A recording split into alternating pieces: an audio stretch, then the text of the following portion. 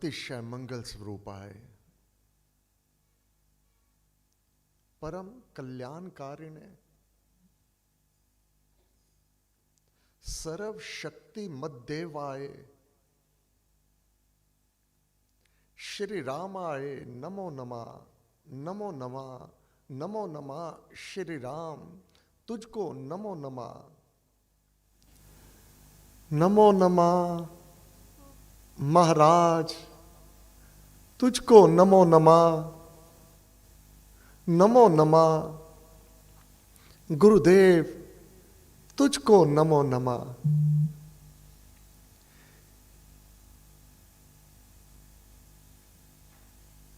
परम पूज्य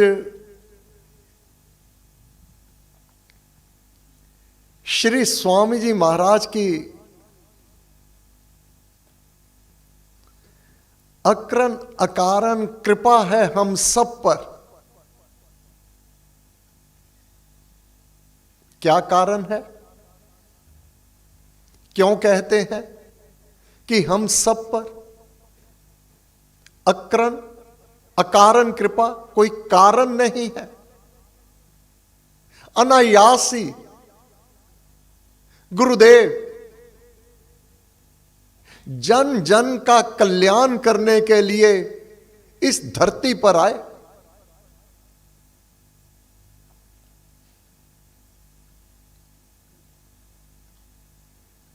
मानव को दुखों से दूर होने में बाधा विघ्न नष्ट करने के लिए, भ्रम भूल में भटकते हुए जब पुण्य कर्म उदय हो आए तो परम पुरुष परम पिता परमात्मा ने पूर्ण गुरु का मिलाप करवा दिया। परम पूज्य श्री स्वामी जी महाराज, परम पूज्य श्री प्रेम जी महाराज।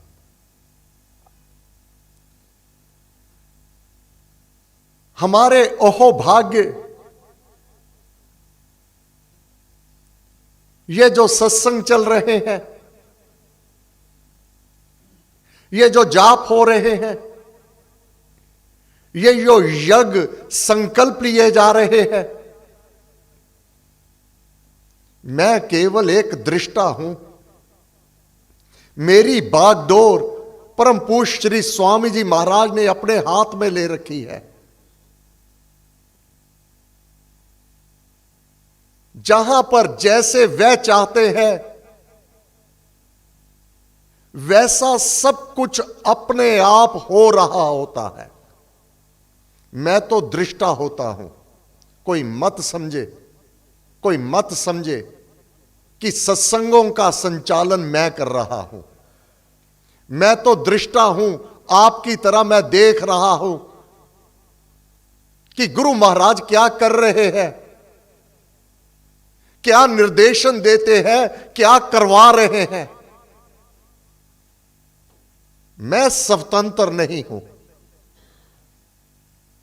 हां, अपने पूज्य पिता संत नरकेवल बेदी जी महाराज के कथन का पालन करते हुए दृढ़ता से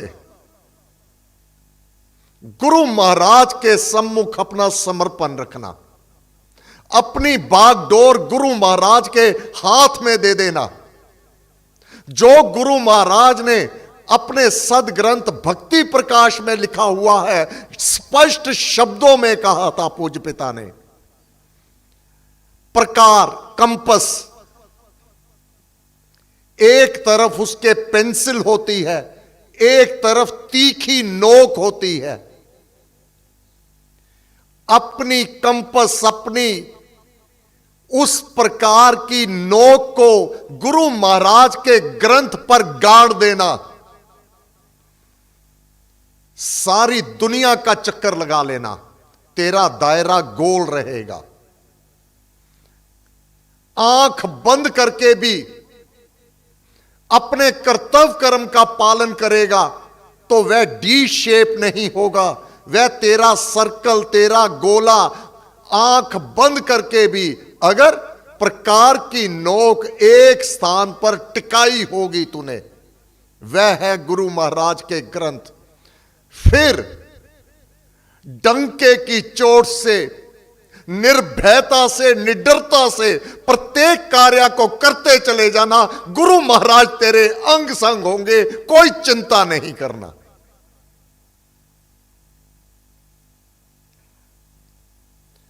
यह कार्यक्रम मैं नहीं चला रहा हूं, प्रमाण है, प्रमाण है। स्वयं श्री स्वामी जी महाराज अपने पंच भौतिक धाम में रहते हुए देश भर में, पाकिस्तान तब तो एक ही था, लाहौर में, कपूरथला में, लुधियाना में, ग्वालियर में, बॉम्बे में, कैलकाटा में, कहां कहां नहीं गुरु महाराज ने सत्संगों के विस्तार का कार्य किया।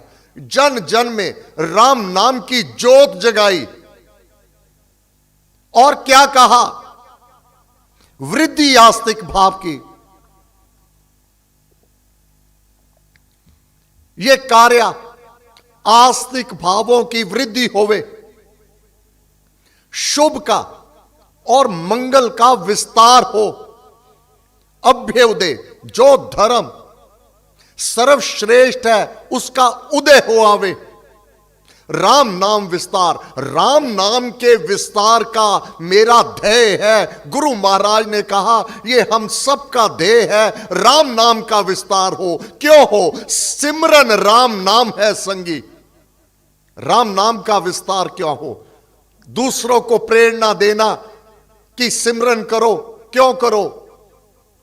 सिमरन राम नाम है संगी, बाकी संग सखा सब तज गयो, को ना निभ्यो साथ। कल बाबा नानक का प्रथम पातशाही का प्रकट उत्सव है। जो सुख को चाहे सदा, शरण राम की ले। हमारा ध्येय है राम नाम का विस्तार हो, जन जन सुखी होवे, जन जन में राम नाम की ज्योति हृदय में प्रज्वलित होवे। यह गुरु महाराज ने हमें मार्ग दिया। और साथ में आदेश दिया। अब मैं आदेश गुरु महाराज का मानूं या अपने प्यारों का मानूं?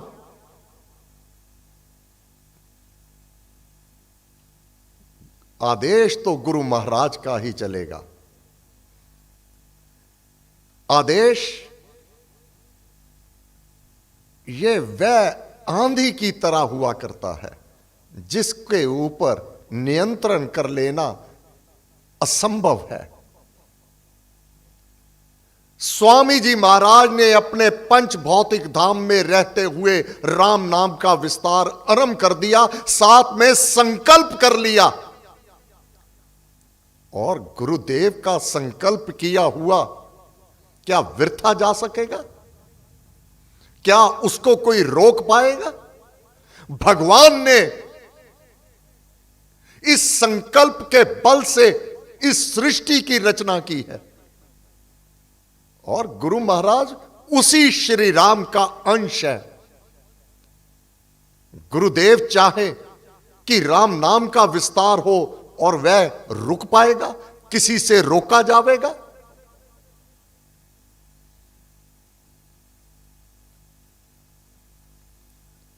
स्वयं गुरु महाराज ने अपने जीवन काल में राम नाम का प्रचार किया। कितना विरोध हुआ? आर्य समाज की स्टेज पर गुरु महाराज के ऊपर जूता फेंका गया जो उनके मुंह पे लगा कि आप राम नाम का प्रचार बंद कर दो। श्री स्वामी जी महाराज, आर्य समाज का वह स्टेज, विरोध हुआ। आप सत्संग लगाने बंद कर दो, आप राम नाम का प्रचार बंद कर दो। महाराज शेर की गर्जना से ये मैं नहीं कर रहा हूं, ये मेरा राम मेरे से करवा रहा है। आर्य समाज में रहते हुए भक्ति प्रकाश की रचना हुई। ओम नाम के स्थान पर राम नाम का प्रचार हुआ। ये राम नाम की महिमा गाई गई। महाशय जो उस समय के थे, उन्होंने कहा राम शब्द के स्थान पर ओम शब्द लिख दो तो हमें कोई एतराज नहीं होगा। महाराज कहते कैसे लिख दूं? ये मैंने अपनी सोच से समझ से ये नहीं लिखा। मेरी आंख बंद होती थी तो ये मेरी कलम चलती थी। आंख बंद होती थी, आंख बंद होती थी, कलम चलती थी। आंख खुल जाती थी, कलम रुक जाती थी। ये ऐसे कॉन्शियस माइंड पर सब कॉन्शियस माइंड, ये इस प्रकार से लिखा गया। जब गुरुदेव राई रत्ती भर अपने उस संकल्प से भयभीत नहीं हुए, पीछे नहीं हुए, तो ये दास तो उनकी चरणों के धूल के बराबर भी नहीं है। कैसे काम कर रहे हैं स्वामी जी महाराज? अपने जीवन काल में स्वयं राम नाम का प्रचार कोसों मील पैदल चल करके किया। एक व्यक्ति को नाम दीक्षा देने के लिए पगडंडी, एक लोहे की ट्रंकी होती थी, ऊपर से खुलती थी, एक धोती, एक ऊपर का कुर्ता, बस एक परना हुआ करता था जो महाराज अपने कंधे पे रख लेते थे। बस यही उनका सम्मान हुआ करता। सिर पर रख के पैदल 3-3 कोस, एक कोस में 3 मील, एक मील में 3 किलोमीटर, तो ये पैदल गांव में जाके एक व्यक्ति से कहते थे राम नाम का जाप किया कर, ये राम नाम हो सदा सहायक, राम नाम सर्व सुखदायक, ये सभी सुखों को देने वाला है। एक व्यक्ति को कहा करते थे। फिर अपना चोला त्याग करने से पूर्व कार्य परम पूज्य श्री स्वामी जी महाराज ने परम पूज्य श्री प्रेम जी महाराज को सौंप दिया। क्या स्वामी जी महाराज के पश्चात सत्संग बंद हो गए और विस्तार हो गया? जब परम पूज्य श्री प्रेम जी महाराज लुधियाना आए, तब एक बहुत बड़े पेपर ने कहा बेदी जी अगर आप कंट्राडिक्ट ना करें तो हम लिखेंगे कि 50,000 लोग यहां पर बैठे थे। अब हाजरी इतनी अधिक होने लगी। परम पूज्य श्री प्रेम जी महाराज ने पूज्य पिता संत नरकेवल बेदी जी महाराज से कहा आप किसी कॉलेज के प्रिंसिपल से दोस्ती कर लो, आपको कोई बड़ा क्रिकेट ग्राउंड चाहिए होगा लोगों को बिठाने के लिए।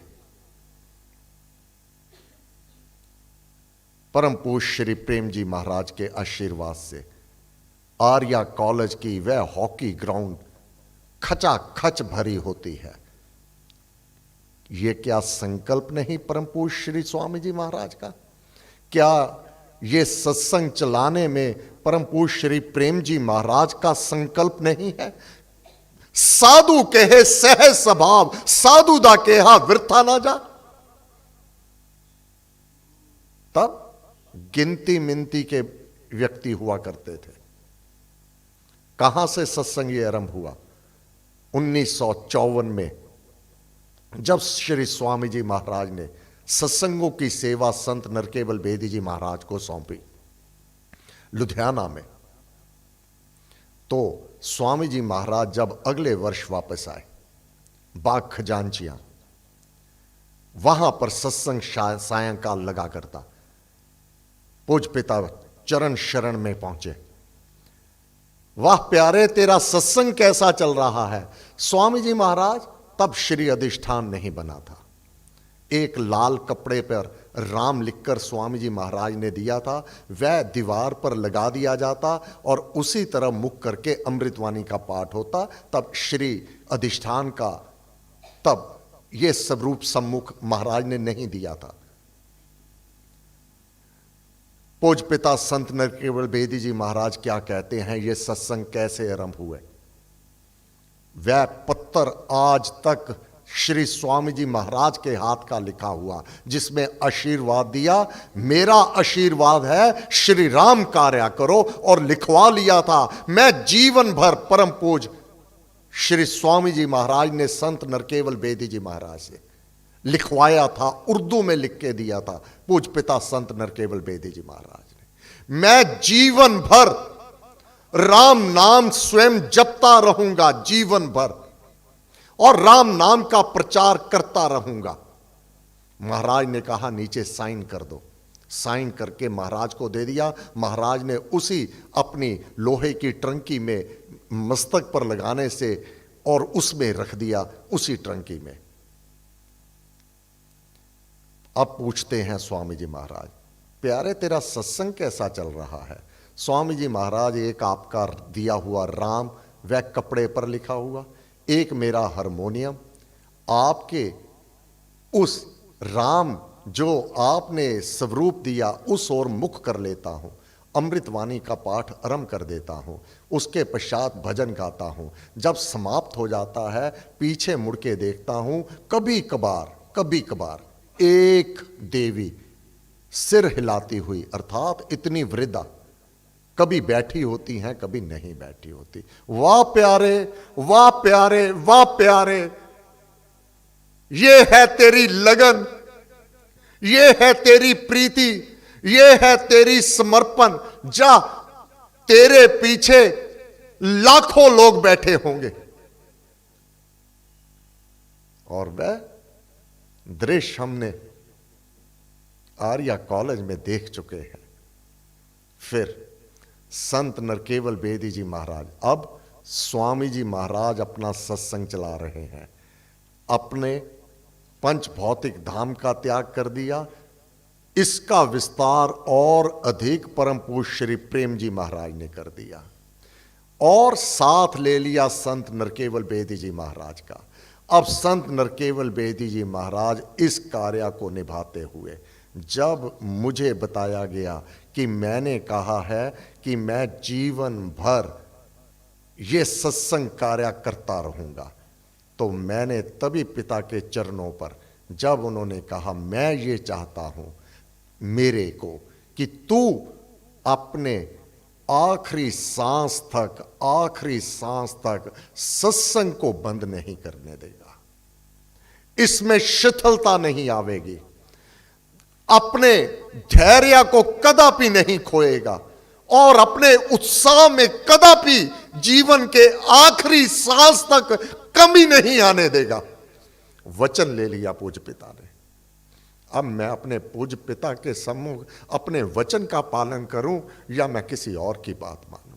मुझे बताइए, मैं क्या करूं? गुरुदेव की बात मानूं, अपने पिता की बात मानूं, और श्री राम के आदेश को अवलोकन करूं, या किसी और की बात मानूं? नहीं कर सकता। मैं क्षमा प्रार्थी हूं सबसे विनम्र आदर सहित। जो कहते हैं जाप नहीं होना चाहिए, यज्ञ नहीं होना चाहिए, मेरे प्राण ही निकल जावे अगर मैं जाप में ना बैठूं, सत्संग ना निभाऊं और गुरु महाराज का कार्य ना करूं, तो मुझे ये जीवन भी नहीं चाहिए, तुरंत ये प्राण निकल जावे। गुरु महाराज ने, परमात्मा को पूजिए, घट में धरकर ध्यान। इंतजार की घड़ियां समाप्त हुई। 66वां राम नाम अखंड जप महायज्ञ, 66वां वर्ष है ये, 66वां वर्ष।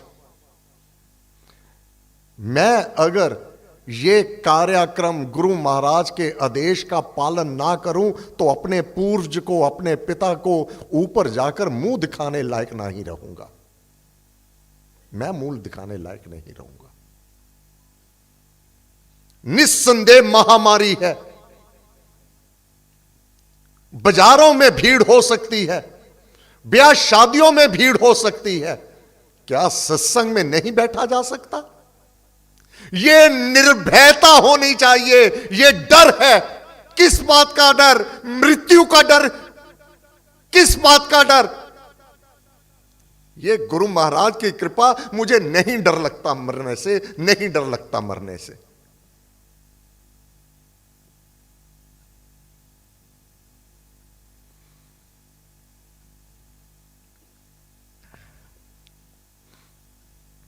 आज का भजन,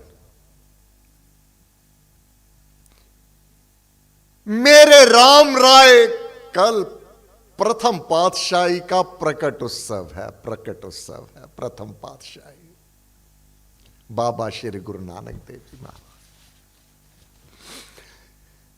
मेरे राम राय, राय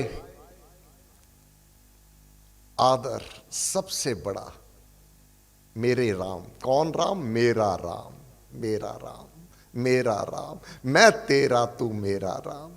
मेरे राम राय तू संतां दा संत तेरे। वाह गुरुदेव, तेरे सेवक को भौ कुछ नाही, भौ भय डर। तेरे सेवक को किस बात का डर है, किस बात का भय है? करन करावन आप, तू करने वाला है, तू करवाने वाला है। तेरा कार्य जिसको तू निमित्त बनाता है वही करता है, वही सेवा करता है, वही यज्ञ में दान देता है, वही तप तपता है, जिसके सिर ऊपर तू स्वामी। तेरे सेवक को भौ कछु नाही, यम नहीं आवे नेड़े। यमदूत तो आ ही नहीं सकता। राम भक्त के पास यम और यम के दूत नहीं आया करते। यम दूत है धर्मराज का। जब किसी का, संत का, महापुरुष का समय पूरा हो जाता है तो यमराज उस व्यक्ति के पास ना आकर, जो उदंडी हुआ करते हैं,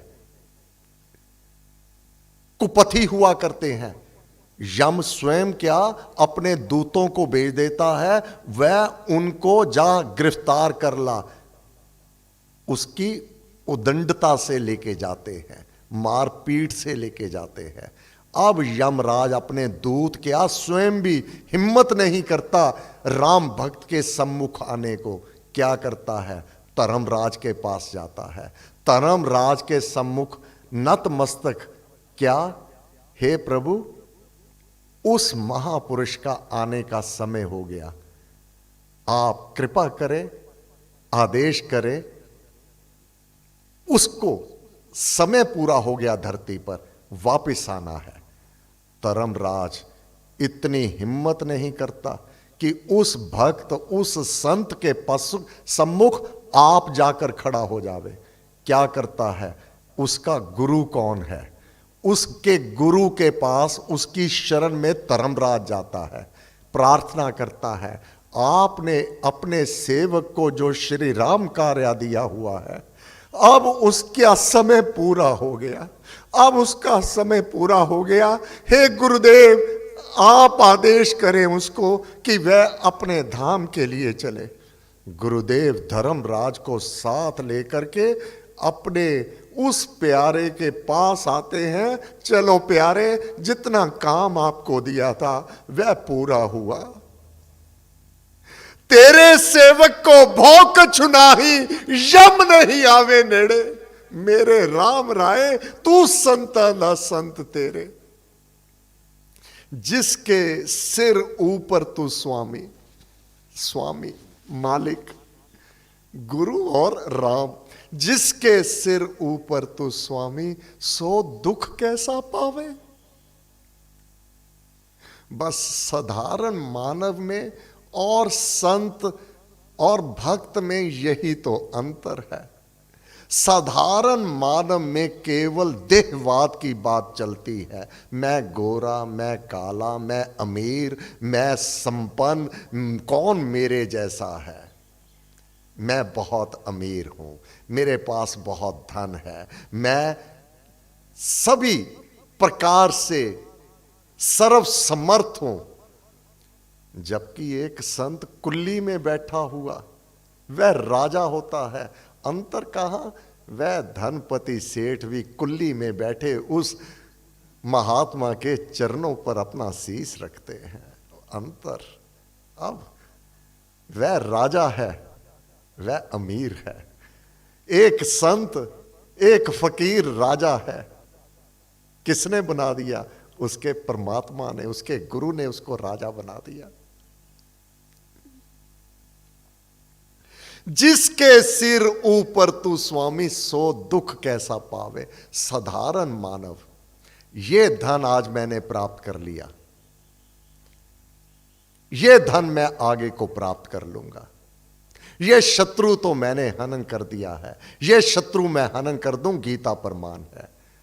राम भक्त, ये लोक मैंने जीत लिया है, अब परलोक जीतना है मुझे।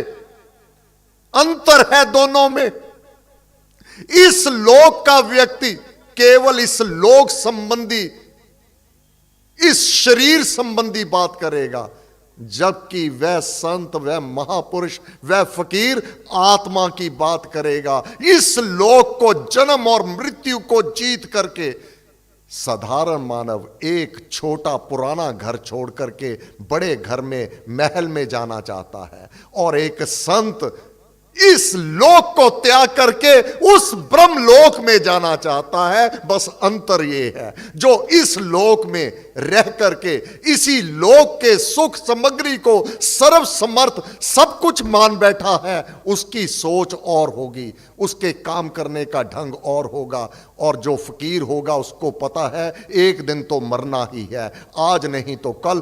कौन बचा पावेगा? कितने दिन बचा पाओगे? लेकिन मेरा जाप बंद ना हो जावे, मेरा पाठ ना बंद हो जावे, जो मेरे को ये मार्ग दिया हुआ है, जो मेरे को मेरा कर्तव्य कर्म सौंपा हुआ है पूज पिता ने, मेरे गुरुदेव ने, वह मैं उसमें ना चूक जाऊं। मैं अपना उज्जवल मुख होकर लेकर जाऊं वहां पर।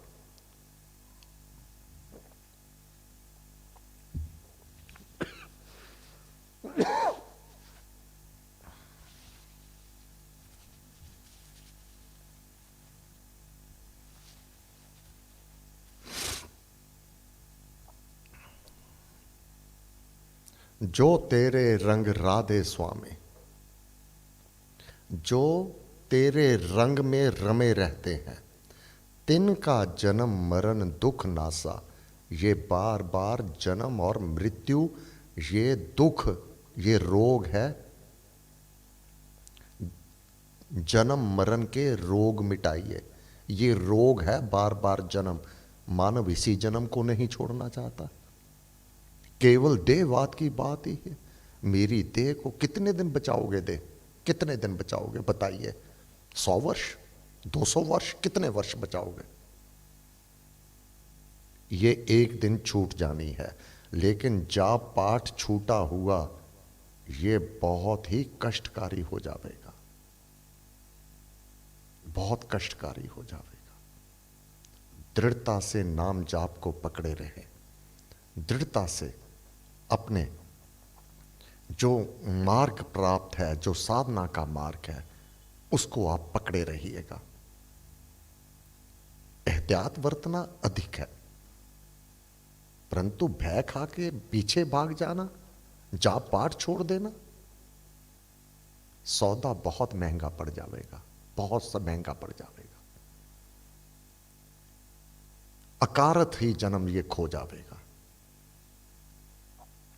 जो तेरे रंग राथे स्वामी, तिनका जन्म मरण दुख नासा। उनका जन्म मरण का दुख ये नाश हो जाता है। हां, तेरी बख्शिश ना मेरे कोई, सतगुरु का दिलासा। ये सब तेरी बख्शिश ही है। ये दृढ़ता, ये समर्पण, ये प्रेम, ये उसकी बख्शिश हुआ करती है। ये सबके नसीब में नहीं हुआ करता, सबके नसीब में नहीं होता। जिसके ऊपर उसकी बख्शिश होती है, ऐसी दृढ़ता, ऐसी स्थिरता, ऐसा समर्पण, ऐसी निष्ठा उसी फकीर के ऊपर हुआ करती है। किसी के विश्वास के ऊपर चोट नहीं पहुंचानी चाहिए, किसी के विश्वास के ऊपर चोट नहीं पहुंचानी चाहिए। एक व्यक्ति का विश्वास है, उसको युक्तियों से उस पर चोट पहुंचाना कदापि अच्छा नहीं है। अधिक से अधिक जाप कीजिएगा। यज्ञ सामने है, आने वाले रविवार को 21 दिन रात्रि के लिए आरंभ हो जाएगा। ये अखंड जप महायज्ञ उसी शानो शौकत से चलेगा। रात्रि का जाप, क्योंकि प्रशासन ने कर्फ्यू लगा रखा है, बाहर से कोई भी साधक रात्रि 9 बजे के पश्चात नहीं आ पाएगा। हां, केवल 10 व्यक्ति, उनमें 4 व्यक्ति हम अपने घर के होंगे। रात्रि का जाप कैसे चलेगा?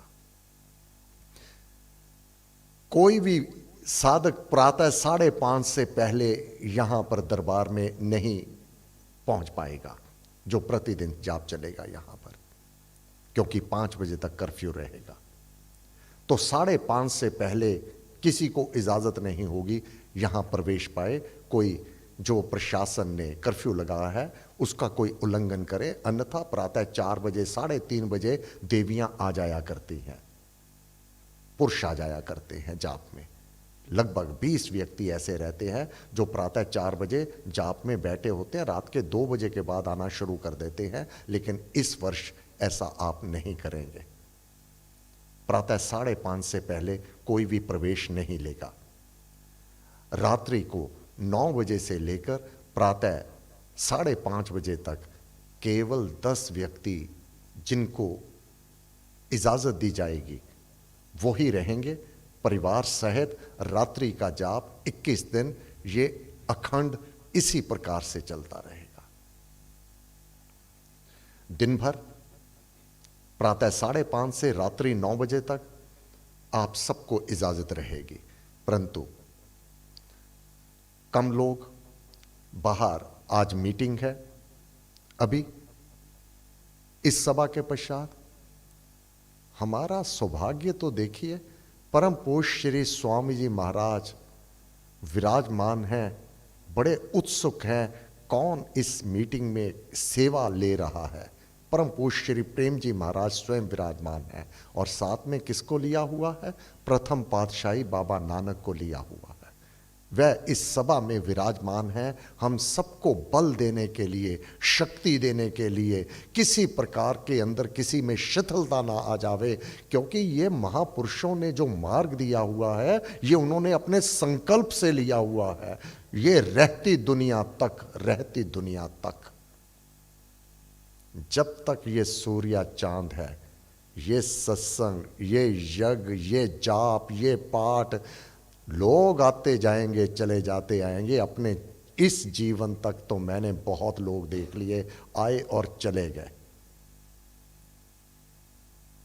ये तो फुलवारी बढ़ती चली जा रही है, ये फुलवारी और खिल रही है और इसका विस्तार हो रहा है।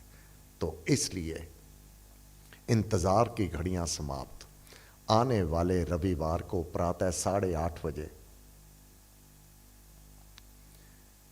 देवादिदेव को आवाहन करेंगे परम पूज्य श्री स्वामी जी महाराज, परम पूज्य श्री प्रेम जी महाराज। श्री राम अपनी सर्व कलाओं सहित श्री अधिष्ठान में प्रकट हो जाएंगे। परम पूज्य श्री स्वामी जी महाराज अध्यक्ष पद पर होंगे और पहरे पर रहेंगे परम पूज्य श्री प्रेम जी महाराज।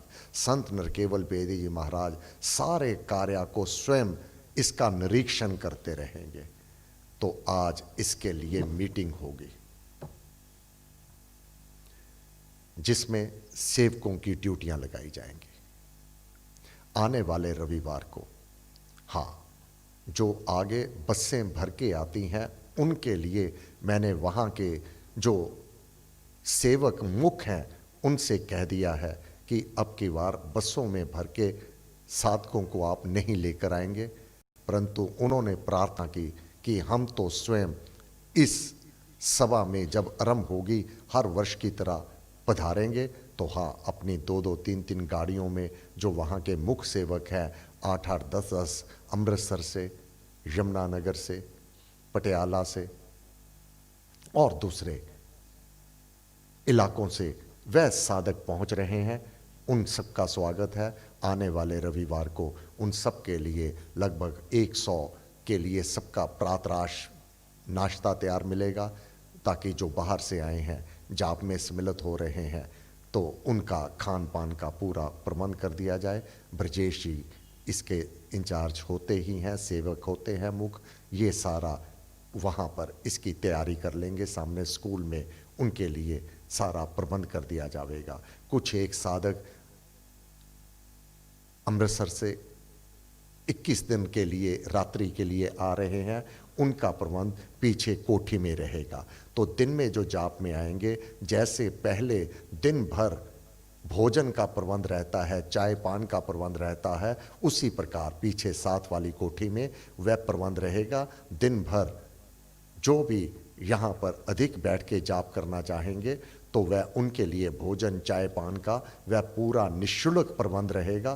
तो आप जो यहाँ पर हैं, ताकि बार बार आना जाना ना पड़े, तो अपना भोजन ले सकते हैं, चाय पान ले सकते हैं। विश्राम के लिए कमरे तैयार रहेंगे, वह दिन भर विश्राम कर सकते हैं। रात्रि को आपको अपने घर जाना ही होगा। तो जिनकी ड्यूटियां लगा दी जाएंगी, उनको यहाँ पर रहने की स्वीकृति होगी। लेकिन आगे 70-80 साधक रुकते हैं, अब की बार केवल 10 साधक ही रोके जाएंगे, जो 1 घंटे में केवल 2 व्यक्ति ही बैठेंगे, ताकि जाप भी सुचारू रूप से हो। जो निर्विघ्नता 65 वर्ष तक चला, अपने जीवन काल में तो नहीं टूटने दूंगा। क्यों नहीं टूटने दूंगा? किस विश्वास पर? कि गुरु महाराज अपने कार्य को स्वयं कर रहे हैं, मैं तो दृष्टा हूं, देखने वाला हूं। ये गुरु महाराज, ये विश्वास रखिए, ये कोई केवल कह नहीं रहा हूं, मैं तो देख रहा होता हूं। जब जब यज्ञ चल रहा होता है, तब मैं देखता हूं उठ के, ये क्या हो रहा है, ये कौन कर रहा है, किसके द्वारा हो रहा है, ये सारे अरेंजमेंट कैसे हो गए। बहुत पैसा खर्च होता है, बहुत पैसा खर्च होता है। गुरुदेव किसको भेज देते हैं, गुरुदेव किसके हाथ से भेज देते हैं, किसके हाथ से करवा लेते हैं। तब छम छम आंसू बहते हैं। गुरुदेव, जिस प्रकार पिता काम तो स्वयं करता है और क्रेडिट अपने पुत्र को दे देता है, उसका नाम उसके ऊपर लिख देता है कि ये उसका है, बस यही हाल हमारा है। हम गुरु महाराज के श्री चरणों में नमन करते हैं।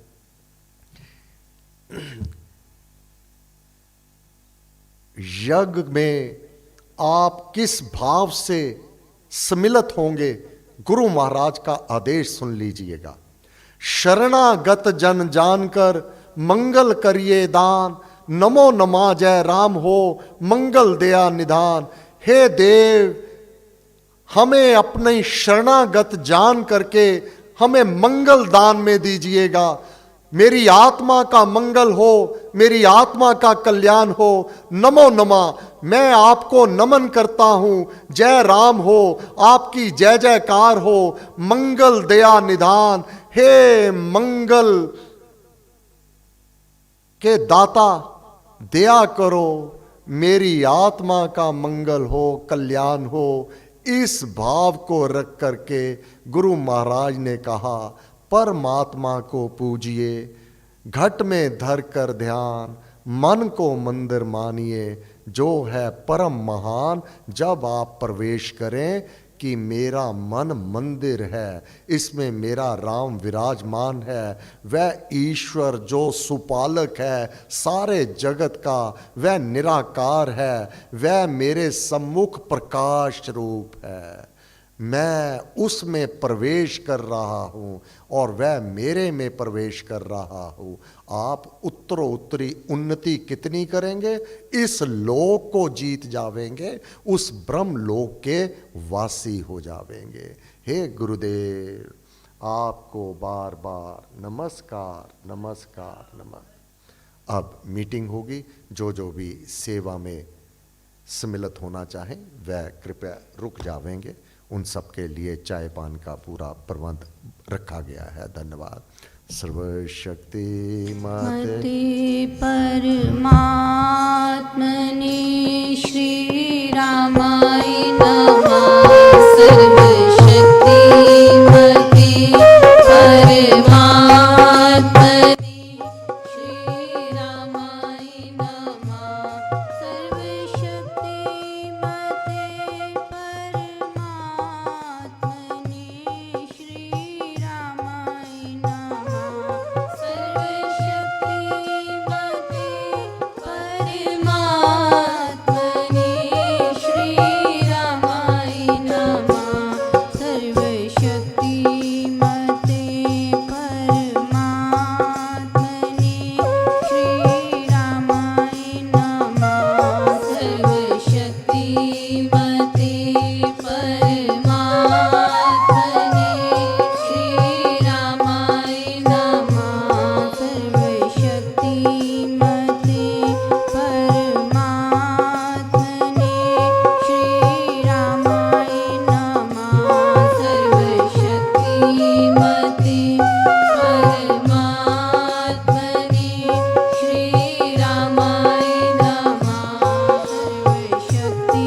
मते परमात्मने श्री रामाय नमः। सर्वशक्ति मते परमात्मने श्री रामाय नमः। सर्वशक्ति मते परमात्मने श्री रामाय नमः। सर्वशक्ति मते परमात्मने श्री रामाय नमः।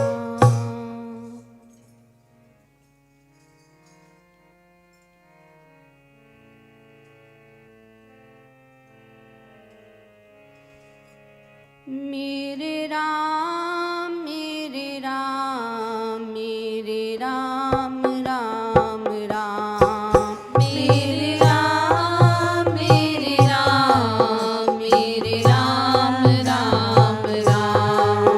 मेरे राम मेरे राम मेरे राम राम राम।